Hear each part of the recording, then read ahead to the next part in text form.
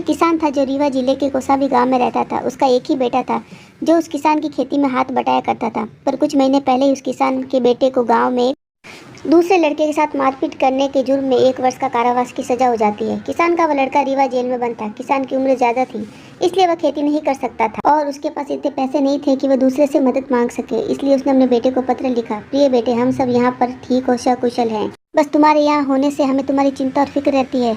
तुम हमारी फिक्र मत करना और अपनी सेहत में ध्यान देना। जेल में किसी दूसरे कैदी से किसी भी प्रकार का कोई विवाद में न पड़ना, जिससे तुम्हारी 1 वर्ष की सजा बिना किसी तकलीफ के समाप्त हो जाए। इस बार मानसून बहुत अच्छा है और खेती भी तिल्ली के लिए उपयुक्त मालूम होती है, पर खेत की जोताई के लिए मेरी उम्र बहुत पीछे छूट चुकी है और हमारे पास इतने पैसे नहीं है कि हम ट्रैक्टर का किराया दे पाए। अगर तुम होते तो तुम खेतों की जोताई की जिम्मेदारी अन्य वर्षों की तरह खुद कर सकते थे, पर तुम चिंता मत करो, मैं कुछ उपाय सोचता हूँ। तुम्हारा पिता। इसके कुछ दिन बाद पुत्र अपने पिता को चिट्ठी लिखता है कि भगवान के लिए पिताजी खेत को मत जोतिएगा, क्योंकि मैंने उसमें बंदूक और चांदी के हाथी गाड़े हैं। उसके अगले ही दिन रीवा जिले के सभी पुलिस फोर्स उस किसान के घर पहुंच गई और पूरे खेत की मिट्टी को ट्रैक्टर से पलट दिया गया बंदूक और चांदी के हाथी की खोज के लिए, पर उन्हें कुछ नहीं मिला और खाली हाथ किसान के घर से लौट गई। कुछ दिन में किसान को एक चिट्ठी मिली जिसमें लिखा था, पिताजी जेल में होते हुए जितना मैं आपकी मदद कर सकता था मैंने कर दिया।